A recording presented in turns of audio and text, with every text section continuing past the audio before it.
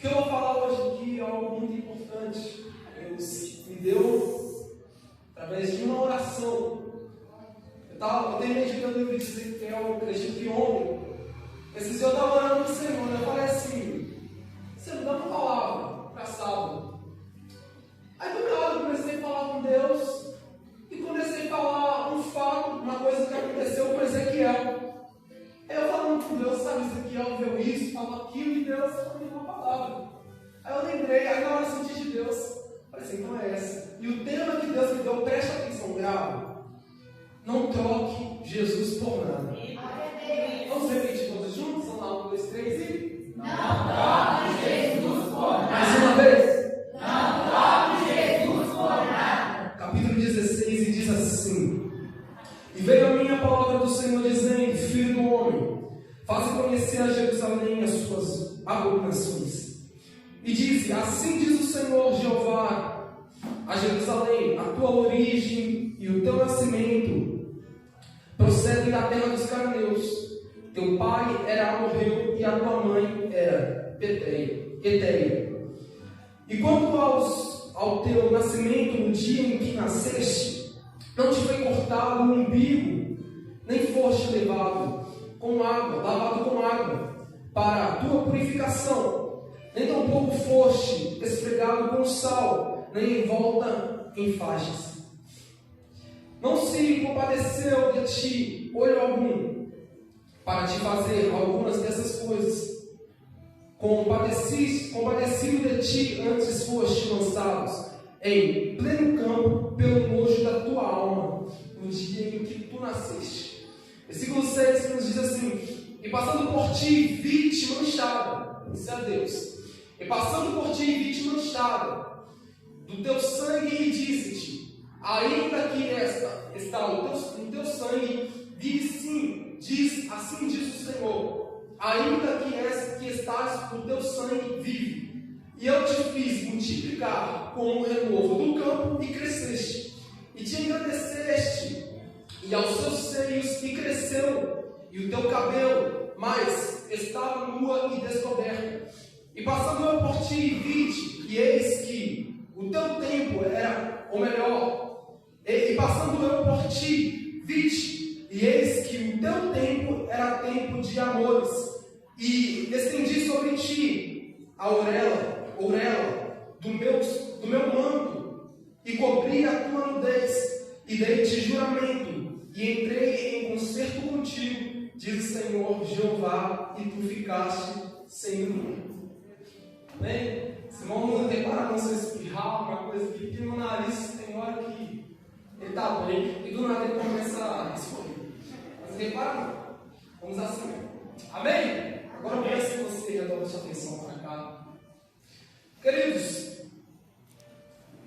o profeta Ezequiel foi um filho gerado na tribo de Levi.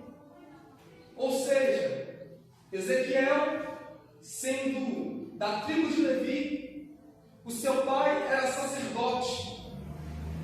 E como ele nasceu sendo filho de sacerdote, o que ele deveria ser quando ele crescer? Diga, sacerdote. Então, ele estava ali em Jerusalém. Ele vivendo ali para ser um sacerdote, para seguir aquilo que o seu pai fazia. Ele estava ali em Jerusalém. No ano de 593 e 565 a.C., no reinado de Jeoaquim, Jeremias profetizava ao povo de Israel, o exilado da Babilônia. Quando você percebe que Ezequiel está ali em Jerusalém, Jeremias, naquele mesmo tempo, ele profetizava ao povo de Israel. E o povo estava em pecado, o povo estava em desobediência. Então, Jeremias, ele profetizou durante 40 anos. Diga, 40 anos. Ele profetizou 40 anos para Jerusalém sobre o juízo de Deus. Só que no ano 35 que Jeremias profetizava, antes dele terminar o seu chamado ali em Jerusalém, Deus permite que a Babilônia invade Jerusalém e leve o povo para ser cativeiros, escravos da Babilônia. E ali, no meio daqueles cativeiros, estava Ezequiel. Ezequiel era um auge da sua juventude como nós, com 25 anos. Ezequiel, com 25 anos, ele foi levado cativo para a Babilônia. Só que em Jerusalém era para ele o quê? Ser sacerdote. Só que ele foi levado no seu auge, com seus 25 anos, para a Babilônia. E quando ele chega para a Babilônia, Deus se revela para ele. Olha que coisa chique. Quando ele chega na Babilônia, sendo um cativo, Deus olha para aquele jovem de 25 anos e fala: vou te usar como atalaia. Em Ezequiel fala que Deus queria usar ele como atalaia. Deus olha para Ezequiel e vê algo diferente naquele jovem e chama ele para ser um atalaia. Olha para mim, vem aqui comigo. Eu preciso que você fique com a Bíblia aberta. Abra comigo. Continue lendo no livro de Ezequiel, no seu capítulo 1. Vem comigo, no capítulo 1. Aleluias. Glória a Deus. No capítulo 1, Ezequiel, Deus chama Ezequiel para agora não ser um sacerdote, mas ser um profeta. Deus chama Ezequiel. E olha aqui o versículo 1 do capítulo 1 diz: e aconteceu no 30º ano, do 4º mês, no dia do 5º do mês, que estando eu no meio dos cativos, junto no rio Quebar, se abriram os céus, e eu vi visões de Deus. No 5º dia do mês, no 5º ano do cativeiro, do rei Joaquim, veio expressamente a palavra do Senhor a Ezequiel, filho de Buzi, o sacerdote, na terra dos caldeus, junto ao rio Quebar, e ali estava sobre ele a mão do Senhor. E olhei, e eis que um vento tempestuoso vinha do norte, e uma grande nuvem com fogo a resolver-se, e um resplendor ao redor dele. E no meio de uma coisa como de cor de ambar, que saía dentro do fogo. Olha para mim, Deus ele chama Ezequiel agora. E através disso, Deus ele mostra uma visão. Quando você termina de ler o capítulo 1, você percebe que Ezequiel ele tem uma visão de 4 animais. Sendo eles, os 4 animais, um com a cara de leão, outro com a cara de boi, outro com a cara de um ser humano ou de um homem, outro com a cara de uma águia. Ele viu esta visão, esses querubins que viram, e a Bíblia vai dizer que debaixo desses 4 querubins haviam 4 rodas que estavam junto com eles. No capítulo 1 diz que quando os anjos, ou melhor, os querubins subiam, as rodas que estavam debaixo subiam com eles também.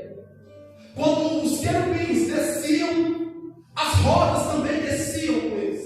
Sabe o que me chama mais atenção? É que aqueles querubins, eles não andavam para trás e nem viravam para o lado como nós. A Bíblia fala que eles só andavam para frente. Olha que interessante. Aí só que Jeremias, nessa visão, ele sentiu uma presença tão gloriosa que quando ele olhou acima dos 4 animais, ou seja, acima dos querubins,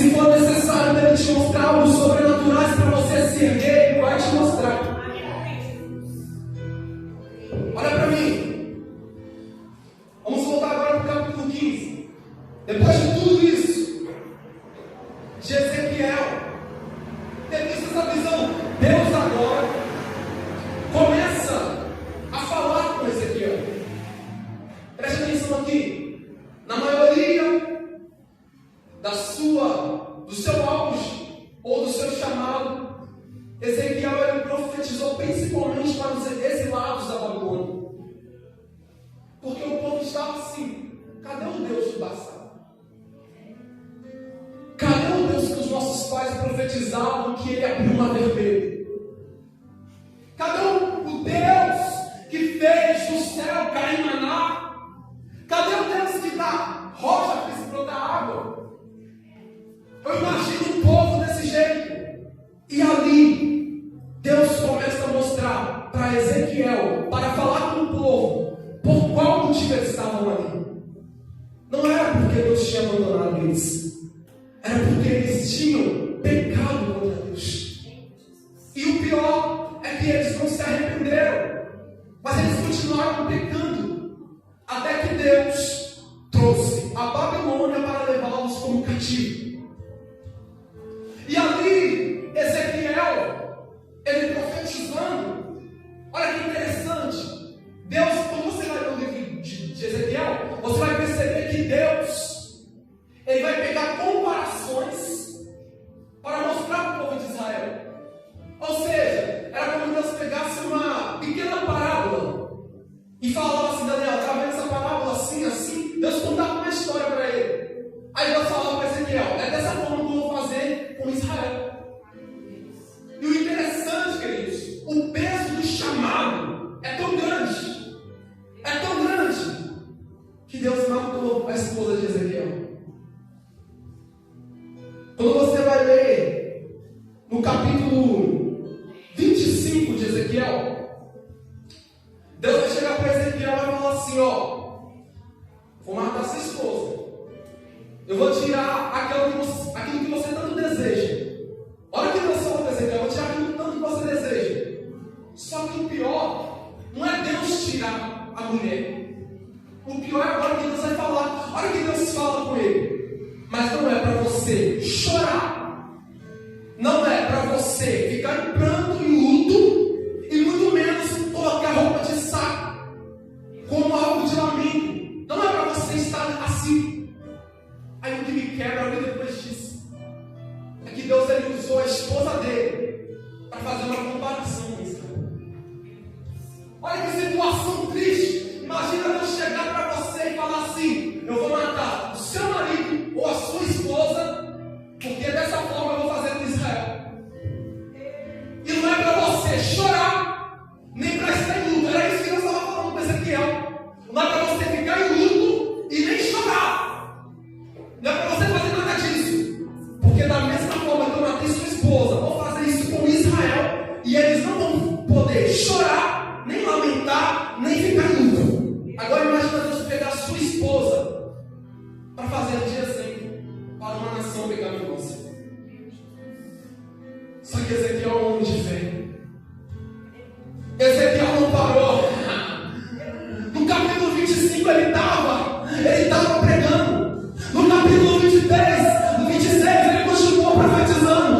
No 27 ele continuou profetizando. Ele não parou de profetizar. Eu abro parênteses. Desculpa. Eu pego parênteses para você. Não pare. Independente do que aconteceu com você, não pare. Continua profetizando. Obrigado, Letícia. Continua pregando. Não pare. E Deus, ele mostra para Ezequiel o quão o povo estava em pecado. Aí agora a gente chega no capítulo 16. Deus, ele pega uma comparação. Diga uma comparação. Vamos de novo. Deus pegou uma comparação. Deus chega para Ezequiel e fala: Israel era como uma menina. Por favor, preste atenção. Fica comigo. Deus vai chegar para Ezequiel e vai falar: Ezequiel, a nação de Israel é como uma menina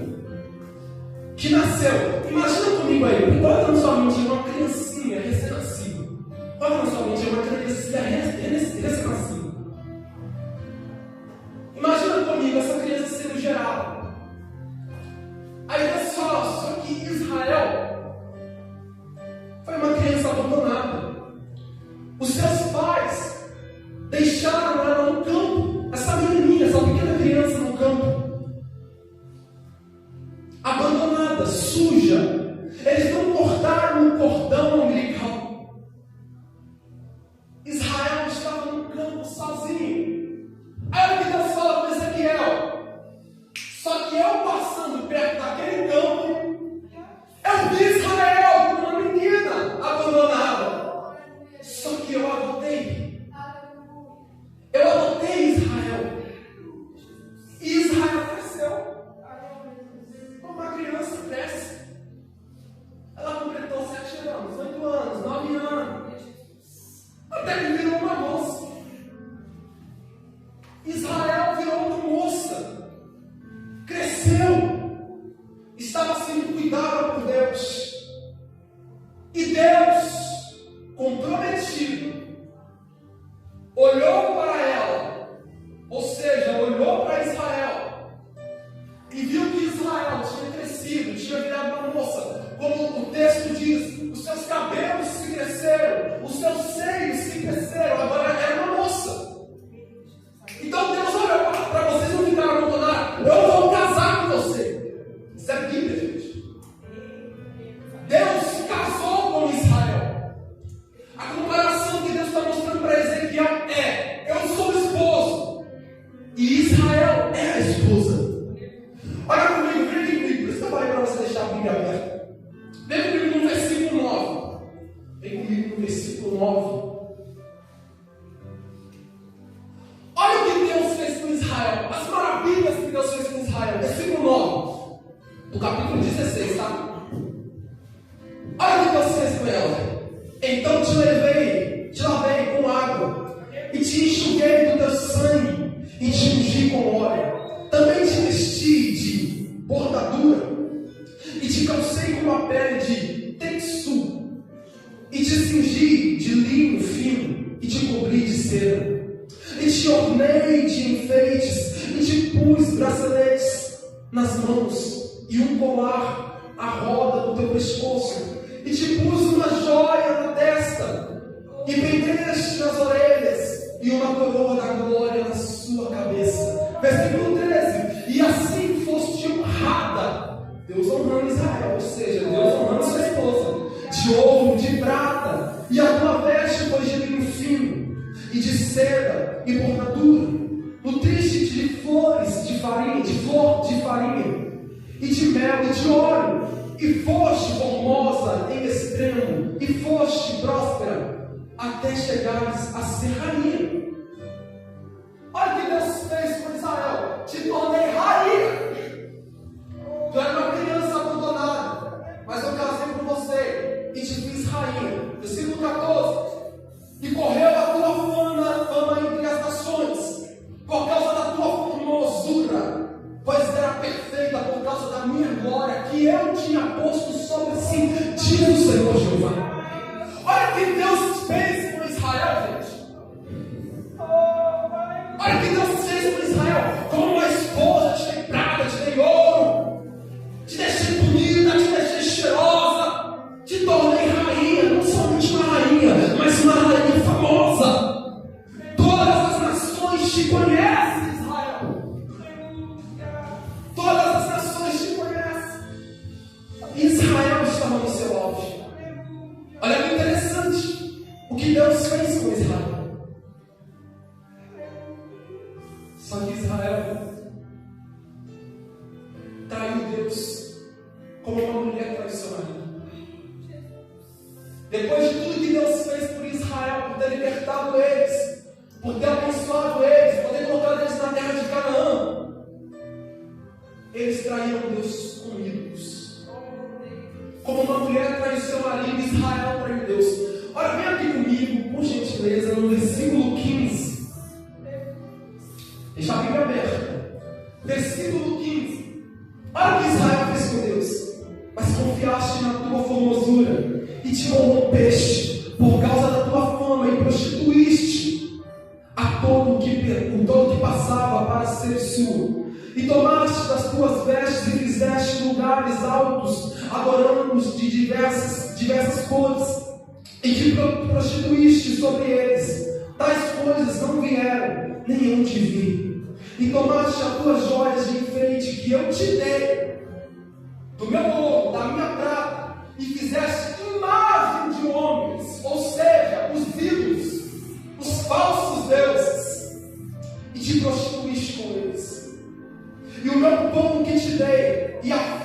farinha, e o óleo, e o mel, com que eu te sustentava, também puseste diante delas. Enchei o suave, e assim foi. Além disso, tomaste os teus filhos, as tuas filhas, que por mim geraste, e os sacrificastes a elas, para serem consumidas. Acaso é pequena a tua constituição? E mataste meus filhos, e os entregaste a eles, para os fazerem passar pelo fogo. Versículo 22. Em toda a tua abominação, e nas tuas prostituição, parte B, vem comigo aí, versículo 22, parte B. Olha o que Deus fala.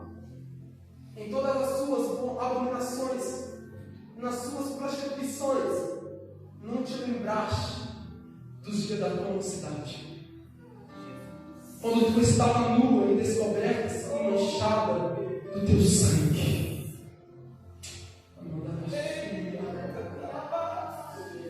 Ou seja, Israel,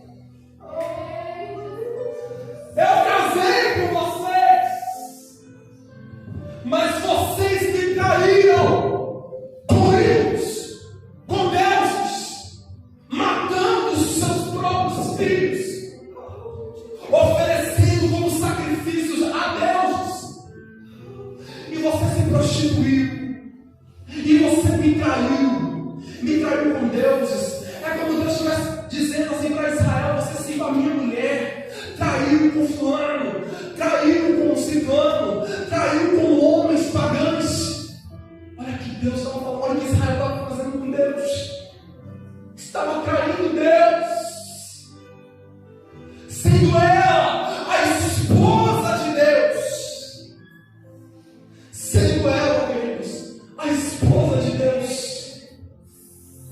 Israel traiu Deus. Aí Deus chega para Ezequiel: diga para aquele povo, não te lembraste do dia que você era só uma criança, estava abandonada, estava suja de sangue, estava no campo sozinha, e eu passei para te ajudar, mas você cresceu, ficou bonita, ficou rica, ficou famosa, e agora você me traiu, e não lembras mais do dia que eu te arranquei do fundo do poço. Olha para mim, Israel era a esposa de Deus. Hoje, no século 21, Jesus é o noivo, e eu e você somos a noiva do Cordeiro.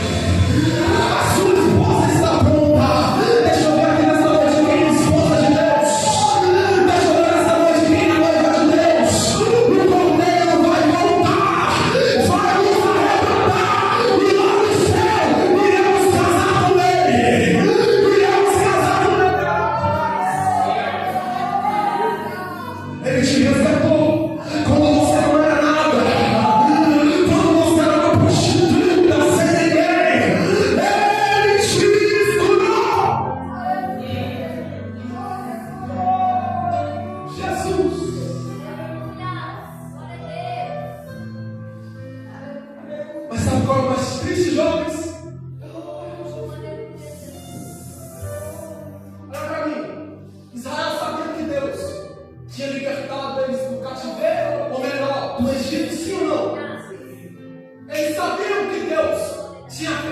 maná da rocha, brotar água, sim ou não? Sim. Mas mesmo assim eles caíram, Deus, sim ou não? Hoje, já tem gente que pegou. Hoje nós sabemos que Jesus pagou o preço na cruz, que Jesus nos salvou. Tem gente que já pegou. Hoje nós sabemos que Jesus, lá na cruz do Calvário, nos deu a salvação, mas mesmo assim a gente trai Deus como Israel. Trai como, João Carlos? Com coisas carnais. Você deixa de ler a Bíblia para maratonar uma série. Não é assim? Você deixa de orar, mas não deixa de assistir um filme. Você está traindo Deus. Pode assistir, mas se está roubando o lugar de Deus, você está traindo Ele. Você valoriza a sua cama com um cobertor em cima, mas não vem no culto.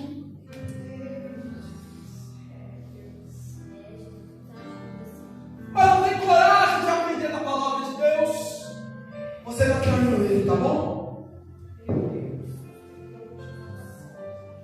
Jovens estão traindo Deus por namoro. Olha que coisa interessante. Talvez seu objetivo seja: minha meta é casar. Deus vai mandar para mim o pretendente, a pretendente. Não é assim? Mas calma. Deus, Ele quer te envolver na obra dele. É por isso que você vê tantos jovens desviando. É porque não suporta a tentação. Não suporta o momento que eles fazem para satisfazer os seus desejos. Às escondidas, dá um beijinho na boca. É assim? Às escondidas, na escola. Chega, dá um beijinho na boca do menino, da menina. Você está te vendo? Cara ruim.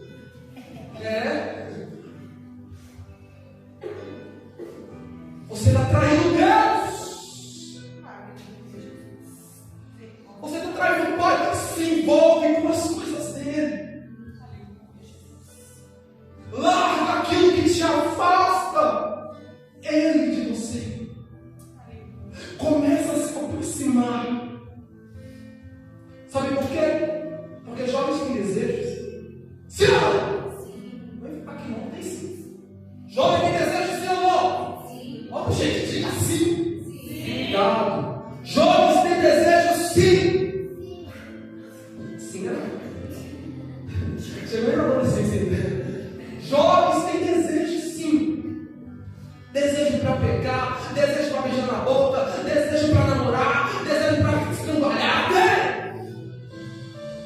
Mas se você estiver trocando o sagrado por telefone, tu vai cair mesmo. Tu não vai suportar o momento, porque nós temos desejo. Mas nós jovens temos que suportar os desejos da nossa mocidade. Suportando como? Orando. Suportando como? Deixando de faltar no culto e vindo para a casa de Deus. Suportando como? Aprendendo da palavra. Suportando como? Lendo a Bíblia, jejuando, consagrando. Senão tu vai cair. E tu vai estar traindo Deus. Tu vai estar traindo Jesus que pagou o preço na cruz do Calvário. Não seja como Israel. Não troque esse Jesus por nada. Olha o tema. Não troque Jesus por nada. Valorize a presença, jovem. Valorize a presença, igreja. Não troque Jesus por nada. Mesmo que seja difícil, mesmo que seja doloroso, não deixe esse Jesus por nada. Valorize a presença dele. Valorize a presença de Jesus na sua vida. Valorize o Pai.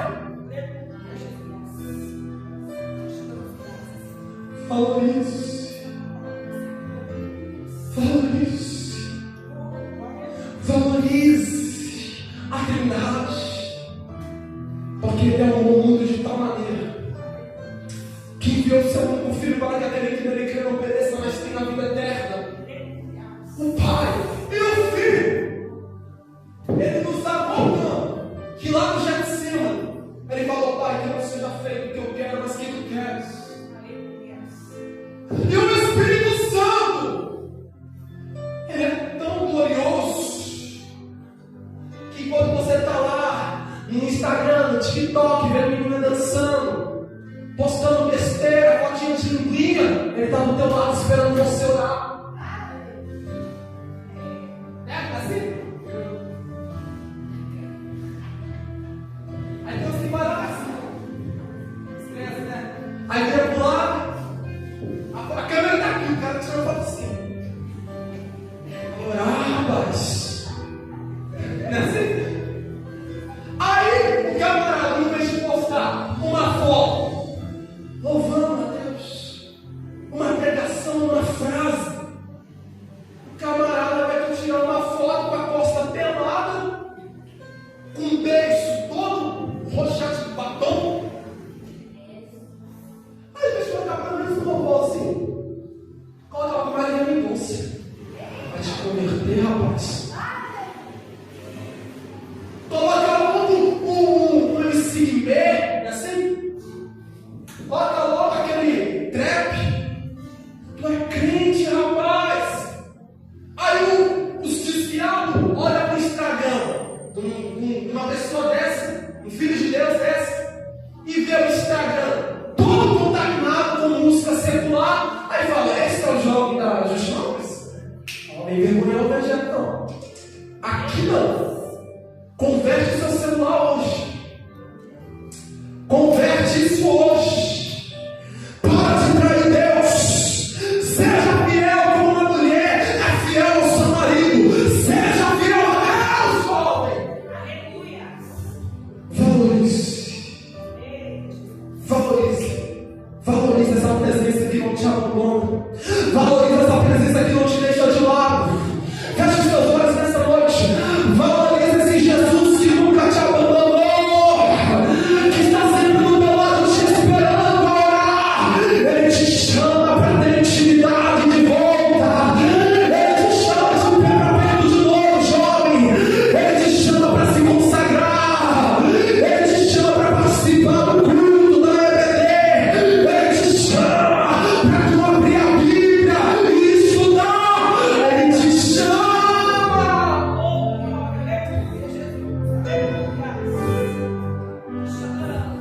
Para com esse negócio de orar 10 minutos, tá bom. Melhor do que nada, né? Mas Deus, Ele quer muito mais. Tem gente que vai estar nesse lugar. Vale mais 10 minutos de oração sincera do que 1 hora de oração religiosa. Não é assim? Mas não. Deus, Ele quer mais. Se hoje você começou com 10, amanhã faz 20. Depois amanhã 30. Depois de outra manhã faz 40. Costuma uma semana com 40. Daqui a pouco tu vai estar orando 1, 2 horas. E assim vai. Aí o camarada acorda de manhã, vou ler uma palavra aqui. Começou o meu dia. Salmo 23, se não é para passar nada, faltará. Amém. E fica o dia todo alimentando a carne. Jesus quer mais de você. Se tu lê o versículo, amanhã é 1. Do outro dia é 2. Do outro dia é 3. Do outro dia é 3 de manhã e 3 da noite. Daqui a pouco tu vai estar lendo 10 capítulos por dia, 1 hora. E assim seu nível de espiritualidade vai aumentando com Deus. O seu relacionamento com Deus vai aumentando. Preste atenção. Quero um casal. Vou aqui me entender, irmão.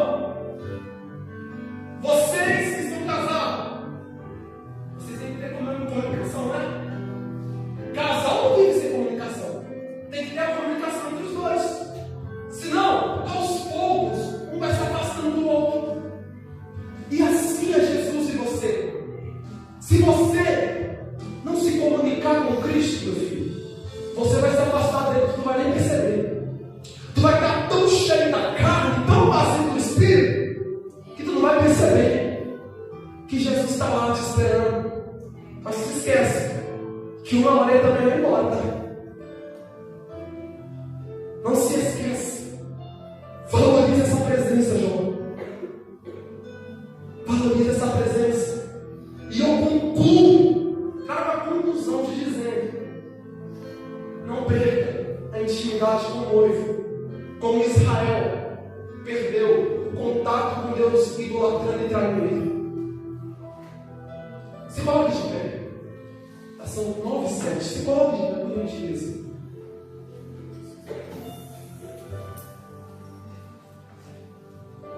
Eu concluo fazendo uma pergunta.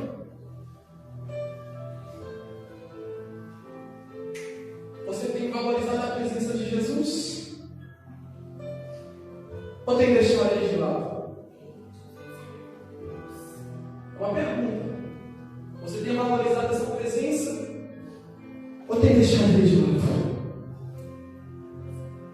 Quer fazer um conselho com ele aqui nessa noite, irmão? Já sou crente. Talvez você está mais canalizado que tudo. Quer fazer um conselho com ele? Quer ter mais intimidade com ele? É hoje. Quer ter mais intimidade com ele? Deixa eu ver se tem alguém.